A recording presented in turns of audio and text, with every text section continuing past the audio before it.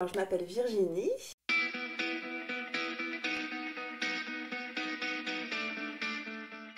Je suis quelqu'un de plutôt gentil, peut-être des fois un peu trop gentil, mais voilà, vraiment toujours le sourire, toujours, et qui adore partager avec les autres. Voilà comment je me décris.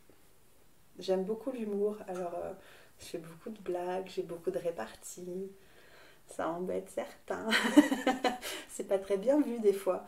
Mais encore une fois, ça me fait plaisir à moi, alors j'essaye de faire abstraction. Franchement, si les arts pouvaient me répondre, je leur parlerais. Donc je suis très bavarde. J'ai généralement pas de difficulté à communiquer avec les autres. J'ai toujours eu cette facilité-là à être assez à l'aise. Ce qui met pas forcément les gens à l'aise quand on est trop à l'aise. Mais j'ai toujours eu euh, vraiment de la facilité à parler avec tout le monde. Moi, je serais du genre à me vexer quand j'y arrive pas. J'ai toujours été la première de la classe, j'ai toujours été bonne élève. Donc en fait, la réussite, ça a toujours fait partie de moi. Donc en fait, quand j'échoue, je vais essayer de ne pas rester sur l'échec. Mais le goût de l'échec, il me plaît pas. Mais il reste un peu en bouche quand même. Et il me faut juste un petit temps pour me dire, voilà, bon, ben, t'as échoué. Est-ce que c'est si grave que ça? Il me faut juste ce petit temps-là de rationalité pour me dire, bah, c'est pas grave finalement, fais mieux la prochaine fois. Je suis très libre dans mes échanges. Comme il n'y a pas de tabou, on peut vraiment tout me dire. Je suis quelqu'un qui peut tout entendre. J'ai encaissé beaucoup de choses. Je pense que je peux entendre que des fois je suis trop intrusive, ou pas assez, ou trop timide, ou que je parle pas assez fort, ou que je parle trop fort, ou que je chante tout le temps. J'étais trop docile. Je me laissais faire. J'accordais beaucoup d'importance à ce qu'on pensait. Euh, je me suis mise en couple avec quelqu'un qui finalement ne me correspondait pas. Et quand bien même ça ne me correspondait pas, on se fait un petit peu une idée du bonheur et en fait on se rend compte un peu trop tard que c'est pas ça le vrai bonheur. En fait, j'ai un petit peu oublié mes désirs pour faire plaisir aux autres. Et c'est pas bien de s'oublier. On peut pas être pleinement efficace pour le bonheur des autres si on n'est pas d'abord heureux soi-même. Et en fait, ça, j'ai mis beaucoup de temps à l'apprendre. Je m'oubliais complètement. Et c'est pour ça d'ailleurs que j'ai raté mes études d'infirmière, parce que j'avais oublié qu'avant, il fallait que moi je sois bien pour pouvoir prendre soin des autres. Donc j'essaye d'écouter plus mes désirs, parce que je sais que c'est pas complètement égoïste finalement. Au bout du compte, ça finira par être altruiste. Si je peux remettre au lendemain de ranger, je le fais. Sinon, c'est ça mon plus gros défaut. J'aime bien mon petit bazar. C'est un bazar ordonné, mais un bazar quand même. La gentillesse, on y retourne un petit peu. J'adore partager, j'adore offrir. Et je pense que c'est ça ma plus grande qualité. Déjà, voir quelqu'un pleurer, comme je suis hyper émotive, dès que je vois quelqu'un pleurer, je pense que ça doit être de l'hyper-empathie. Tout de suite, ça me fait monter les larmes aux yeux. C'est très très dur du coup de consoler quelqu'un à ce moment-là. Mais ce qui me procure de la peine, c'est vraiment de voir quelqu'un souffrir, le voir en vrai. Quand on voit tous les malheurs à la télévision, c'est c'est dur parce que c'est près et en même temps c'est loin de nous. Quand ça arrive à quelqu'un pour de vrai, c'est très très dur de retenir mes émotions. C'est mon hyper-émotivité qui parle à ce moment-là. La musique, chanter. J'ai toujours beaucoup aimé chanter. Et ça me procure énormément de joie et de bonheur. On m'a souvent empêché de chanter, justement, entre la vingtaine et la trentaine. Je chante pas dans la voiture, c'est énervant, arrête de chanter tout le temps, arrête de sourire. Non, voilà, à 34 ans, je chante quand je veux, je souris quand je veux, je fais des éclats de rire quand je veux. Je fais plus attention à ce qu'on va penser. J'ai envie de chanter dans la rue, chantonne dans la rue. Ça me procure beaucoup de bonheur. En tous les cas, je sais que paraître joyeux, ça fait aussi du bien aux autres. Ça fait beaucoup de bien aux autres. Souvent, on a de la peine, et ne serait-ce que de voir quelqu'un sourire à côté, ça procure un petit bien-être, et j'aime beaucoup ça. J'aime beaucoup que les gens ils soient bien autour de moi. Surtout, on sait que les personnes les plus joyeuses ne sont pas forcément les plus heureuses. On sait que ça cache quelque chose, le sourire. Hein. On peut cacher beaucoup de choses derrière. Mais Mais du moins, j'espère que j'ai pu apporter du bonheur, même si j'étais pas particulièrement heureuse. Maintenant que j'ai apporté beaucoup de bonheur, j'essaye de m'occuper de mon propre bonheur. Mais il fallait que je sois un peu plus mature pour me rendre compte que c'est pas parce que je souriais que j'étais heureuse. Voilà. Je vois tout de suite quand je vais pas bien. Il faut juste ouvrir les yeux et demander de l'aide. Mes parents sont toujours là pour me soutenir quand ça va pas. Ben en fait, plus je me sens mal, plus je mange. Le premier réflexe, pour moi, ça va être ça.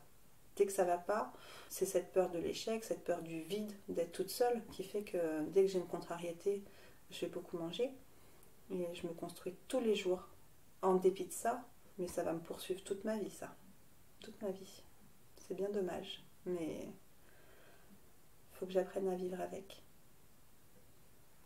C'est une addiction, c'est un besoin primaire que j'ai développé depuis que je suis petite. C'est un besoin d'exister. C'est toujours comme ça que j'ai réussi à combler le vide que je ressens de temps en temps. Je me suis toujours beaucoup oubliée, j'ai toujours beaucoup mangé pour éviter de penser que je m'oubliais. Et là, c'est temps que je me réveille et que je pense à moi. Donc du coup, ce vide, je le comble par des choses qui me font plaisir plus que par de la nourriture. Au lieu de manger, je comble mon temps libre, mon vide, en faisant de la country et du chant. Ça me remplit, en fait. Et ça m'empêche de me sentir mal au point d'avoir envie de manger. J'essaye de me maintenir en activité tout le temps, tout le temps, tout le temps.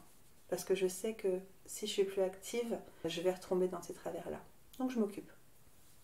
Alors, ceci dit, j'aime beaucoup prendre du temps où je ne fais rien.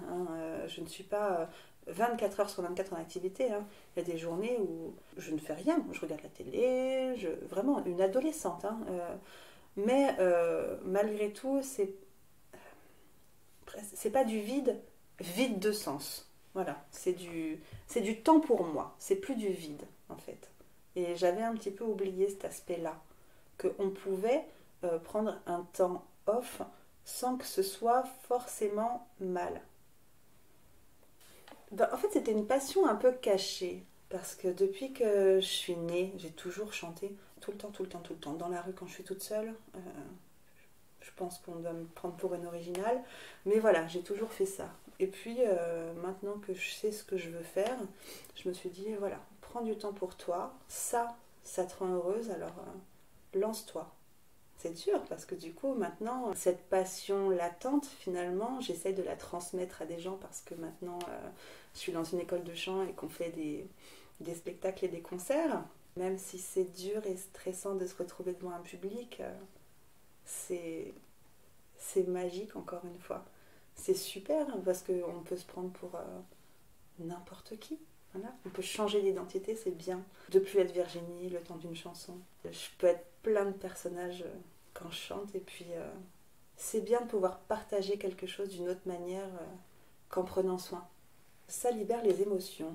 Je suis très, très émotive, mais j'aime pas trop le montrer. Je vais vraiment intérioriser tout ce que je ressens. Et chanter, ça me permet de faire sortir un petit peu toute la frustration que je vais avoir dans ma vie.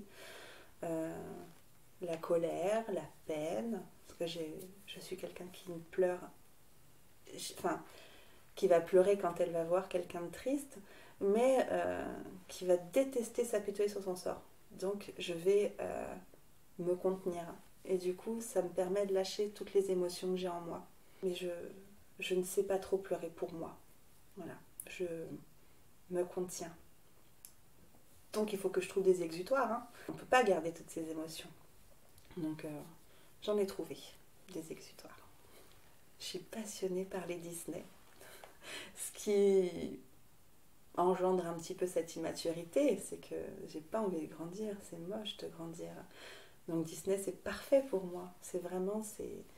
J'y passais mes journées.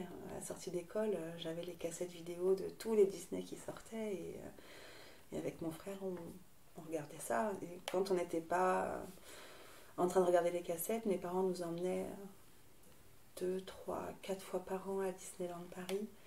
Et ça m'a énormément aidée.